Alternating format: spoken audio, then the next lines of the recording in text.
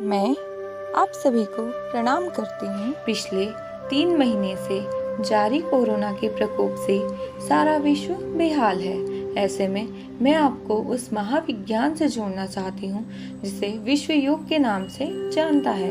योग के द्वारा कई साध्य असाध्य व्याधियों पर तो इलाज होता ही है, साथ ही साथ इसका लाभ मन पर भी होता है। कार्य क्षमता बढ़ती जाती है, आप स्वस्थ होते हैं, मन प्रसन्न होने लगता है।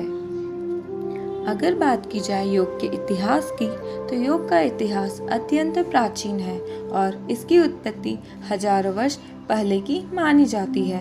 भगवान शिव को आदि योगी तथा आदि गुरु माना जाता है। भगवान शिव ने योग की शिक्षा सर्वप्रथम अपनी अर्धांगिनी माता पार्वती जी को दी थी। भगवान शिव के बाद वैदिक ऋषि मुनियों से ही योग का प्रारंभ माना जाता है।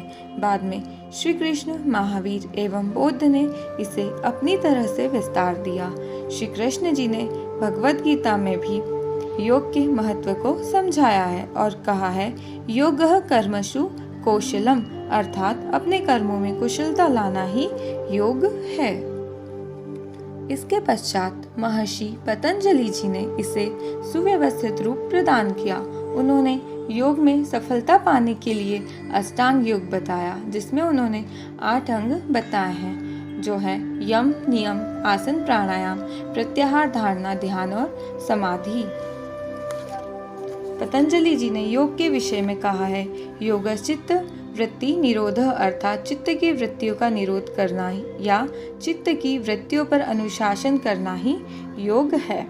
और आसन के विषय में कहा है, स्थिर सुखम आसनम, अर्थात जिस भी स्थिति में सुख का अनुभव हो वही आसन है। और प्राणायाम के विषय में कहा है, तस्मिन् सति श्वास प्रश्वास योगर्ति विच्छेद प्राणायाम, अर्थात अपनी श्वास प्रश्वास की गति में विच्छेद करना या श्वास प्रश्वास की गति में सामंजस्य स्थापित करना ही प्राणायाम है। मैं आज आपको अपने जीवन में आई परेशानी और उसके योग के माध्यम से निवारण के बारे में बतलाऊंगी। मैं योग से जुड़ने से पहले अत्यंत परेशान और अस्वस्थ रहती थी। हमेशा मुझे सर्दी, जुकाम, बुखार बना रहता थी और रोग प्रतिरोधक क्षमता कमजोर हो गई थी। परंतु जब से मैं योग का अभ्यास कर रही हूँ, मुझे इन सभी परेशानियों से निजात मिली है और मैं एक स्वस्थ और सुखद जीवन व्यतीत कर रही हूँ। इसलिए आप सभी भी अपने जीवन में योग को अपनाएं और करें योग, रहे निरोग। धन्यवाद।